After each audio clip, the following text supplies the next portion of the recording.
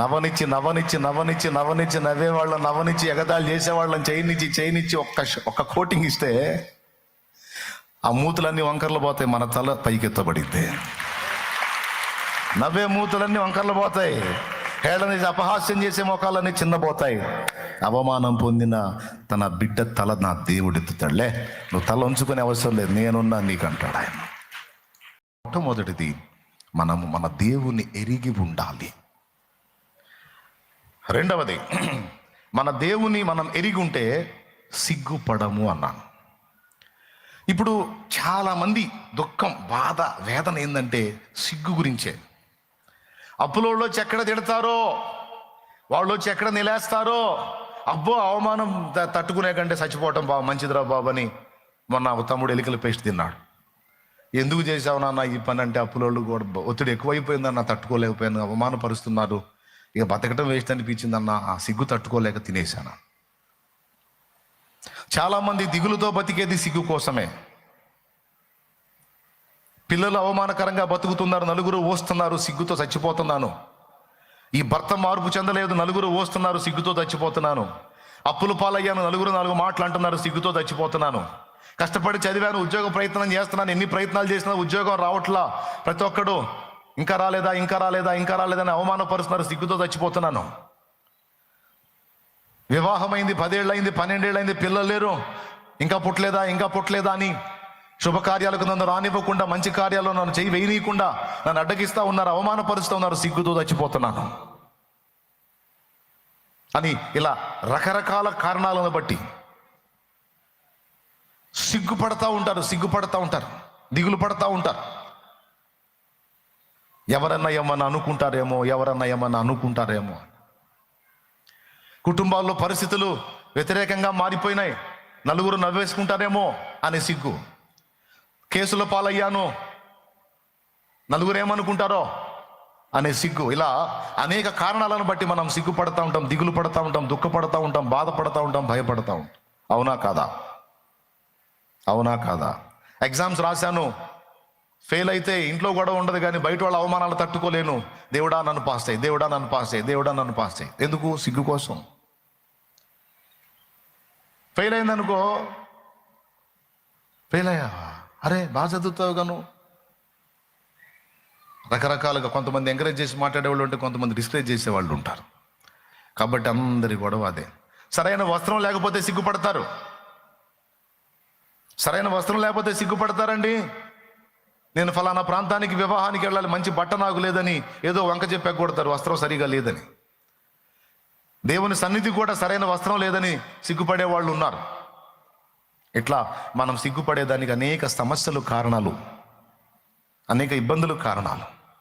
కొంతమంది ఉన్న గ్రామాల్లోకి వెళ్ళరు, ఎందుకంటే అప్పుల సమస్య. ఉన్న ఊరంటే ఇష్టం, కానీ వెళ్తే అప్పులోళ్ళు వెంటబడతారు, అందుకని వాళ్ళకి ముఖం చూపించలేక వేరే ప్రాంతాల్లో బ్రతుకుతూ ఉంటారు. సిగ్గు. ఇక్కడ నన్ను ఒక మాట చెప్పనివ్వండి. తమ దేవుని ఎరుగువారు సిగ్గుపడరు అనే మాట నేను ఎందును బట్టి చెప్పానో తెలుసా? బైబిల్లో పౌలు ఆ మాట అన్నాడు. ఇది ఎప్పుడు నాకు గుర్తుండాలని ఒక పాటలో మెన్షన్ చేసుకున్న పరిశుద్ధాత్మ సహాయంతో.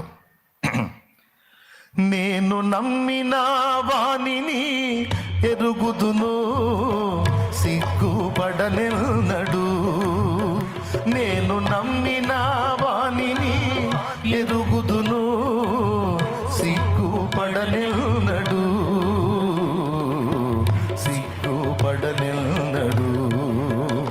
నన్ను బలపరచువాని యందే సమస్తము నే చేయగలను. నన్ను బలపరచువాని యందే సమస్తము నే చేయగలను. స్తోత్రం. మామూలుగా అయితే ఈ మాట అప్పుడప్పుడు మర్చిపోతానని, ఇంకెప్పుడు మర్చిపోకూడదు, పాట రూపంలో ఉంటే ఎప్పుడు గుర్తు వస్తుంటుందని అట్లా చేసుకున్న దేవుని కృపతో. మీలో కొంతమంది పాటలు పాడటం వచ్చి ఇంట్లో పాడతారు, బాత్రూంలో పాడతారు, మందిరంలో లేకపోతే ఎక్కడన్నా అవకాశాలు వచ్చిన దగ్గర పాడమంటే సిగ్గు. అలాగని మళ్ళీ క్యూ కట్టారు, వందనాలు. అవకాశం వచ్చిన దగ్గర పాడు, వస్తే 2, లేకపోయినా ఇంట్లో కూర్చొని నలుగురిని కూర్చోబెట్టుకొని పాడు. కానీ పాడరే. చక్కగా ప్రార్థన చేయగలుగుతారు, కానీ ప్రార్థన చేసే సమయం వస్తే నాకు రాదమ్మా నువ్వు చేయి అంటారు. సిగ్గు. అందరి ఏడుపు ప్రార్థన చేయటం విషయంలో దగ్గర నుంచి, వస్త్రం దగ్గర నుంచి, అప్పు దగ్గర నుంచి, పిల్లలు లేకపోయిన దగ్గర నుంచి, అన్ని విషయాల్లో సిగ్గే. ప్రతి ఒక్కళ్ళు కూడా అది వాళ్ళేమనుకుంటారు, వీళ్ళేమనుకుంటారు, వాళ్ళేమనుకుంటారు, వీళ్ళేమనుకుంటారు, అన్ని విషయాల్లో. అవునా కదా చెప్పండి.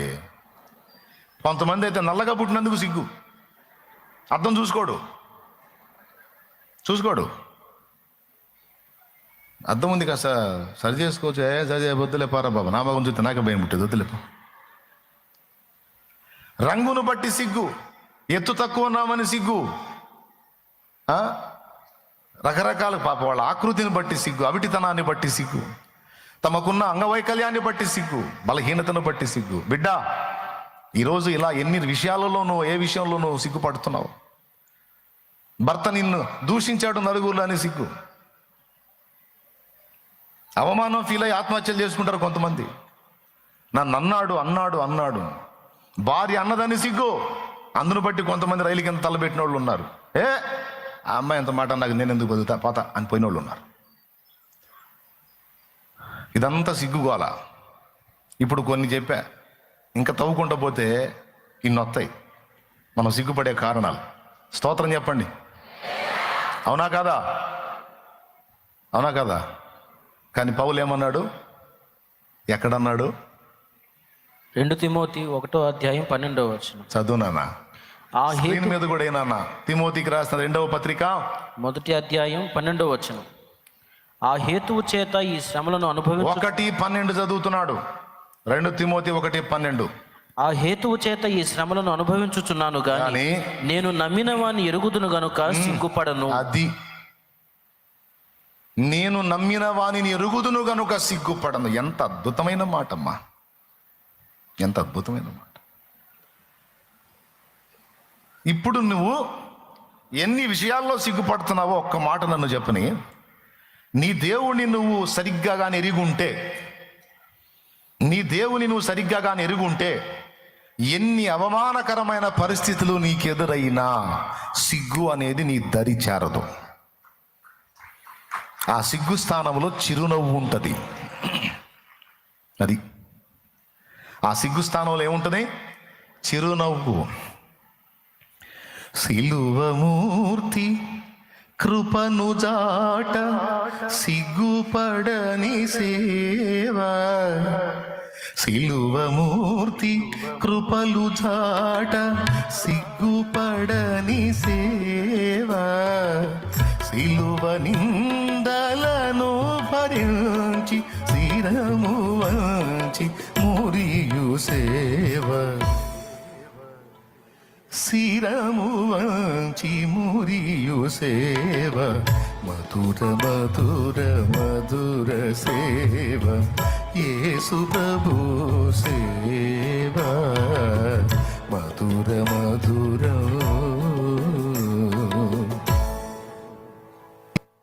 ఏం మాట? సిలువమూర్తి కృపలు జాట సిగ్గు పడని సేవ, సిలువ నిందలను భరించి శిరము వంచి మురియు సేవ. మురిసిపోవటం అంటే ఆనందపడటం, నవ్వుకోవటం. అసలు మురిసిపోవటం అంటే అది ఇంకా ప్రత్యేకమైన వర్ణన. అది అర్థమైందా? ఆనందం వేరు, నవ్వటం వేరు, మురిసిపోవటం వేరు. అమ్మా ఏం కొడుకును కన్నావమ్మా, అబ్బా రత్నం అనుకో అంటే అమ్మ తలంచి మురిసిపోయింది చూడు, అది మురిపాం. అప్పుడు ఆ ఫీలింగ్ ఏందో అమ్మని అడగాలి, అమ్మే చెప్పాలా. దేవునికి స్తోత్రం కలుగునా. అయ్యా ఏం బిడ్డను కన్నావయ్యా అని నీ తండ్రిని ఎవరైనా మెచ్చుకుంటే, లేదా నీ బిడ్డ నాకు ఇంత సాయం చేశాడయ్యా, నన్ను ఇంత ఆదుకున్నాడయ్యా, రత్నం లాంటి కొడుకును కన్నావయ్యా అని ఎవరైనా నీ బిడ్డను గురించి అంటే నీకు నవ్వబుద్ధి కాదు, హో అని అడగబుద్ధి కాదు. తల వంచి ఒక చిరునవ్వు నవ్వుకుంటావు లోపల. అవునా? అది మురిసిపోవటం అంటే. స్తోత్రం. అలాగే నలుగురిలో తన బిడ్డ ఘనత పొందుతున్నప్పుడు తల్లిదండ్రులు మురిసిపోతారు, ఒకరి మొక్కలు ఒకరు చూసుకొని ఆనందపడతారు. కొంతమంది అయితే కళ్ళ నీళ్ళు కూడా వస్తాయి, మురిసిపోతారు. అట్లా మనల్ని బట్టి కూడా దేవుడు మురిసిపోతాడని మీకు తెలుసా?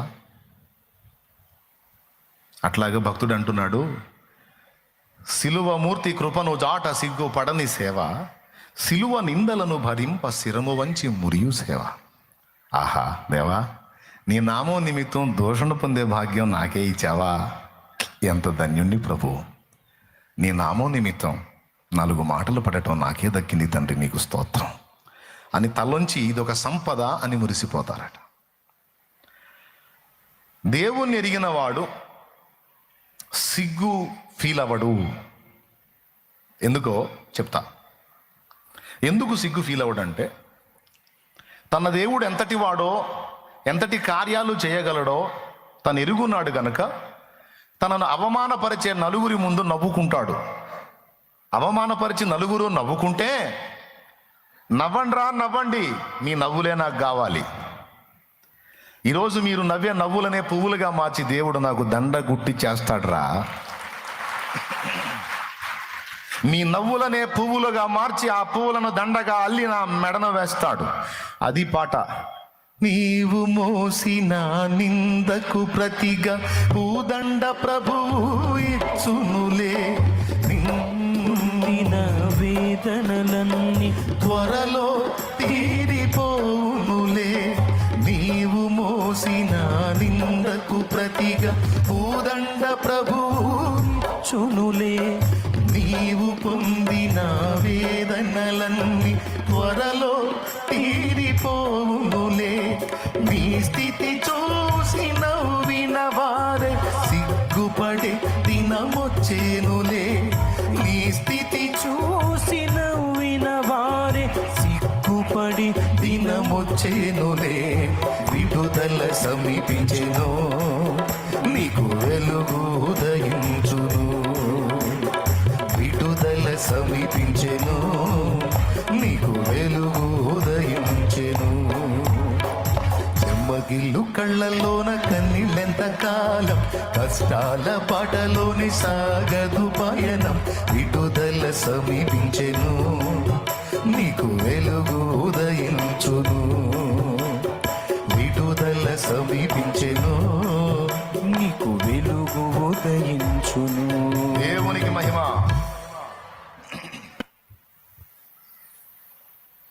నవ్వకపోతే మనకి పువ్వులు ఏడ నుంచి వస్తాయి? దేవుడు దండ వేయాలిగా మెడలో. దండ వేయాలంటే పూలు కావాలిగా. ఆ పూలే ఆ నవ్వులు. ఎగతాళిగా అపహాస్యం చేసి, హేళన చేసి, తృణీకరించి, నిన్ను నిందించి నలుగురు నవ్వే నవ్వులే దేవుడు నీ మెడలో వేసే పువ్వులు. ఆ నవ్వులు లేకపోతే నీకు పువ్వులు లేవురా తల్లి. ఆ నవ్వులు లేకపోతే నీకు పువ్వులు లేవు నాయన. ఇది నీకు అర్థమైంది దేవుణ్ణి తెలుసుకుంటే. తెలుసా మీకు ఆ సంగతి? ఇప్పుడు తెలుసుకో, ఇక నన్ను తెలుసుకో. అందుకే అంటున్నాడు, నేను చెరసాల పాలైన ఫీల్ అవ్వను. నలుగురు నన్ను కొట్టి తిట్టి రాళ్ళు కొట్టి నా వస్త్రాలు లాక్కుపోయి నన్ను దిగంబరిగా చేసినా నేను ఫీల్ అవ్వను. ఎందుకంటే ఇవన్నీ చూస్తున్నవాడు, శాశ్వతమైన ఘనతను, అక్షయమైన ఘనతను నాకు ఇచ్చేవాడు ఒకడున్నాడు. ఆయన్ని నేను ఎరుగుదును.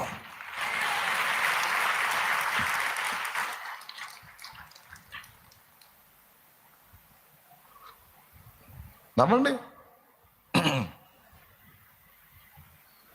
మొన్న ఒక చిన్న పల్లవి వచ్చింది. ఎట్లుంటుందో రాస్తే ఏదో అట్లా అనుకున్నా, ఈ నవ్వుతున్న వాళ్ళని చూసి. నవ్వని నవ్వని నవ్వే వాడిని నవ్వని, నవ్వని నవ్వని నవ్వే వారిని నవ్వని, చెయ్యని చెయ్యని అపహాస్యము వారిని చెయ్యని. యేసు ఉన్నాడు, అన్నీ చూస్తున్నాడు. యేసు ఉన్నాడు, లెక్కను రాస్తున్నాడు.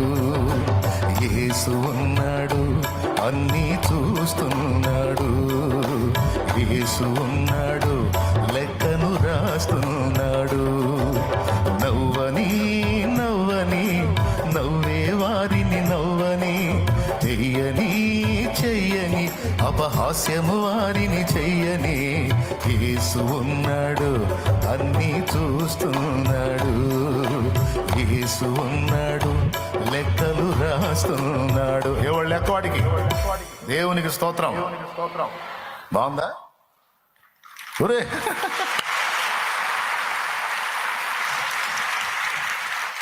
చేద్దామా మరి? చేద్దామా?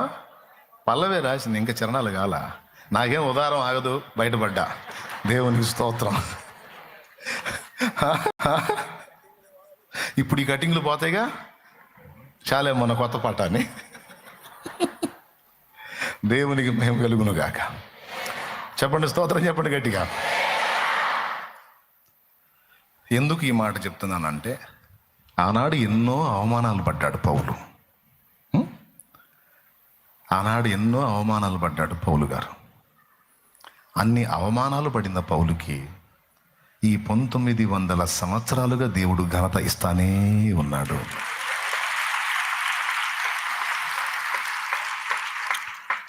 అపోస్తలుడైన పౌలు, పరిశుద్ధ పౌలు అని ఆయన గురించి ఎంత సన్మానించి మాట్లాడతారు.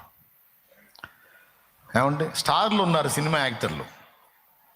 సినిమా యాక్టర్లు ఎంత గొప్ప స్టార్లు అయినా వాళ్ళని గారు అని మాట్లాడతారా, గాడు అంటారా? అబద్ధాలు ఆడకుండా చెప్పండి. వాళ్ళకి గారు ఇస్తారా, గాడు ఇస్తారా? గాడేగా. సినిమా చెప్పుకునేటప్పుడు కూడా చిన్నప్పుడు, అరే అప్పుడు కరెక్ట్గా వస్తాడు రా వాడు, ఎవడు రా వాడు, ఫలానోడు, ఆ గాడు. అంతేనా? గారు అంటారా, గాడు అంటారా? ఇంకా తగలబెట్టన వాళ్ళ స్టార్లు ఎందుకు?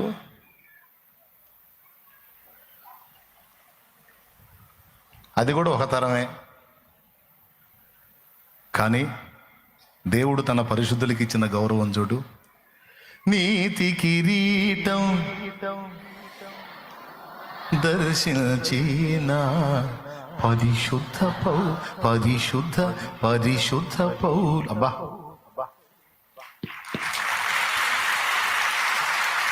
ఆనాడు నా దేవుని నిమిత్తం సిగ్గును అవమానమును లక్ష్య పెట్టక అన్నిటినీ ఆనందంతో సహించి విశ్వాసాన్ని కాపాడుకున్న పౌలు మహనీయునికి దేవుడిచ్చిన ఘనత అక్షయమైనది. అది ఇక్కడ ఉంది, రేపు అక్కడ కూడా ఉంది, అక్కడ ఉంది. మరి మనం పోయి మనం ఆగుతాం అయింది. ఇక రేపు ఏసై రాకముందు పరదైసుకు పోతే గొడవ అక్కడ, పౌలు గారు ఎక్కడ అని చూడకుండా ఆగుతామా? నా దేవుడిచ్చే ఘనత అలా ఉంటుంది. నవ్వనిచ్చి నవ్వేవాళ్ళని, నవ్వనిచ్చి ఎగతాళి చేసేవాళ్ళని చేయనిచ్చి ఒక్క కోటింగ్ ఇస్తే ఆ మూతులన్నీ వంకర్లు పోతాయి, మన తల పైకెత్తబడిద్ది. నవ్వే మూతులన్నీ వంకర్లు పోతాయి, హేళన చేసి అపహాస్యం చేసే మొఖాలన్నీ చిన్నపోతాయి. అవమానం పొందిన తన బిడ్డ తల నా దేవుడు ఎత్తుతాడులే, నువ్వు తల ఉంచుకునే అవసరం లేదు, నేనున్నా నీకు అంటాడు ఆయన. ఎందుకు తలదించావు? నేనున్నా నీకు, తలెత్తో. నిన్నన్న తలలో దించాలి, నేను హేళన చేసిన తలలో దించాలి, తల వంచాలి, నేను నీకు తోడలే అంటాడు. కొద్దిగా ఓపిక పట్టాలంతే మనం. ఏ అవమానం నీకెదురైనా, నాకెదురైనా, ఎలాంటి తృణీకారాలు ఎదురైనా గుర్తుపెట్టుకో, రాసి పెట్టుకో, ఇవన్నీ కూడా నీకు మళ్ళా రేపు ప్రశంసలుగా మారిపోతాయి. అలా చేసే దేవుడు నా దేవుడని నువ్వు ఎరగాలి.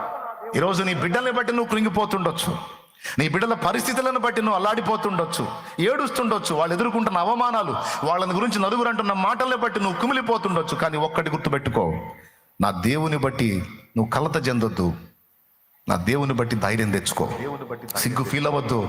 నా దేవుడు నీ బిడ్డల విషయంలో చేసే అద్భుతమైన కార్యాలు తొందరలో చూడబోతున్నావు. భవిష్యత్తులో చాలా తొందరలో చూడబోతున్నావు. చేస్తాడు. ఆ అవమానాలు నీ పిల్లల హృదయాలను నల్లగొట్టాలి, ఆ అవమానాలు నీ పిల్లల హృదయాలను మెత్తన చేయాలి, ఆ అవమానాలు నీ పిల్లల్ని దీనుల్ని చేయాలి, ఆ హేళనలన్నీ నీ పిల్లల్ని విరిగి నలిగిన అనుభవంలోనికి తీసుకొని రావాలి. రాని దేవుణ్ణి చేయని. ఒక్కటే, ఏంటి నీ బిడ్డల పరిస్థితి ఏంటంటే, నా దేవుణ్ణి నేను ఎరుగుతున్నాను చెప్పు. రెండో శృతి ఏం చెప్పొద్దు, నా ప్రభు నాకు తెలుసు, ఆయన ఏందో నాకు తెలుసు, నా దేవుడు నాకు తెలుసు. ఏంది నీ పరిస్థితి? నా దేవుడు నాకు తెలుసు. నువ్వు గొడ్రాలివి, ఏంది నీ పరిస్థితి? నా దేవుడు నాకు తెలుసు. నువ్వు వ్యాధిగ్రస్తుడు, ఏంది నీ పరిస్థితి? నా దేవుడు నాకు తెలుసు. కేసుల పాలయ్యావు, ఏంది నీ బతుకు? నా దేవుడు నాకు తెలుసు. అప్పుల పాలయ్యావు, ఏంది నీ బతుకు? నా దేవుడు నాకు తెలుసు. నేను ఆయన ఎరుగుదును. ఆయన ఒక చిన్న కార్యం చేస్తే ఇవన్నీ అడ్రస్ కూడా ఉండవు. చేస్తాడు. నేను ఆయన మీద విశ్వాసం ఉంచా, సిగ్గుపరచడు. ఆయన్ని నమ్మి అడిగేశా, మునగనీయడు. ఆయన్ని నమ్మి అడిగేశా, పేతురు నడుస్తావా, నడు అంటే అడిగేశాడు, నడుస్తున్నాడు. గాలిని చూచి భయపడి మునిగిపోసాగాడు. వదిలాడా ప్రభు? పరిగెత్తుకుంటూ వచ్చి పేతును బట్టి నిలబెట్టి, చిరునవ్వున అల్ప విశ్వాస, ఎందుకు సందేహపడ్డా? ఎందుకు పరిగెత్తి వచ్చాడు తెలుసా పేతురు దగ్గరికి? నా యేసయ్య, అయ్యో నా మాట విని వీడు అడిగేశాడు, నా మాట విని నా బిడ్డ నీళ్ళలో అడిగేశాడు, నా మాట విని ముందుకు వచ్చాడు. ఏదో అటు ఇటు చూసి కొంచెం శోధించబడ్డాడు, కానీ నన్నే కేకేశాడుగా. కాబట్టి నా మాట నమ్మి అడిగేసినోడిని నేను ఎట్టు వదిలిపెడతాను? నేను వదలను, మునిగిపోనివ్వను. అట్లా ఆయన మాట విని ఈరోజు నువ్వు అడిగేస్తున్నావు. ఆయన మాట విని మారు మనసు పొందావు. ఆయన మాట విని బాప్తిస్మం పొందావు. ఆయన మాట విని ఆయనకు నీ హృదయంలో స్థానం ఇచ్చావు. ఆయన మాట చొప్పున బతకడానికి అహర్నిశలో ఆరాట పడుతున్నావు. ఆయన మాట చొప్పున నువ్వు వేసిన అడుగు నా దేవుడికి తెలియదు? ఆయన మాట విని నువ్వు నీళ్ళలో దిగావని తెలీదు? ఆయన అశ్రద్ధ చేస్తే నువ్వు మునిగిపోతావని తెలీదు? అందుకే చెప్తున్నా, నిన్ను ఆయన మునగనీయడు. మునగనీయడు. జనం అంటారు అయిపోయాడు మునిగిపోయాడు, మొత్తం అప్పుల్లో మునిగిపోయాడు, లేదా రోగాల్లో మునిగిపోయాడు, సమస్యల్లో మునిగిపోయాడు, కేసుల్లో మునిగిపోయాడు, అందులో మునిగిపోయాడు, ఇందులో మునిగిపోయాడు. సమస్యలు నా చుట్టుముట్టినప్పుడు నన్ను కూడా అంత మునిగిపోయాడు. ఏంద్ర మునిగేది? నీ బొంద ఏంద్ర మునిగేది? బలమైన హస్తము నాకు తోడుగా ఉంది. జలములలో బడినే వెళ్ళిన అవి నా మీద పారవు. జలములలో బడినే వెళ్ళిన అవి నా మీద పారవు. అగ్నిలో నేను నడచినను, జ్వాలలు నన్ను కాల్చజాలవు. అగ్నిలో నేను నడచినను, జ్వాలలు నన్ను కాల్చజాలవు. నేను వెళ్ళే మార్గము నా యేసుకే తెలియును. నేను వెళ్ళే మార్గము నా యేసుకే తెలియును. శోధించబడిన మీదట నేను సువర్ణమై మారెదను. శోధించబడిన మీదట నేను సువర్ణమై మారెదను. హల్లెలూయా, హల్లెలూయా, హల్లెలూయా, ఆమేన్, ఆమేన్, హల్లెలూయా, హల్లెలూయా, హల్లెలూయా, ఆమేన్. వీడి భార్య అట్ట చేసిందిరా, వీడు ఎందుకు బతుకుతున్నాడో నాకు అర్థం కావట్లేదురా. వాడి భార్య అట్ట చేసింది, మరి సత్తాడు కదరా. ఇంకొకటి అయితే వీడు సావలేదు ఏంది? వీడు వాడి భార్య అట్ట చేస్తే చావడు. వాడు యేసుప్రభుని తెలుసుకున్నాడు. ఇప్పుడు యేసుప్రభుని తెలుసుకున్నాడు. చచ్చేవాళ్ళు చేస్తారు, వాడెందుకు చావాలి? వాడిని చావనివ్వడు.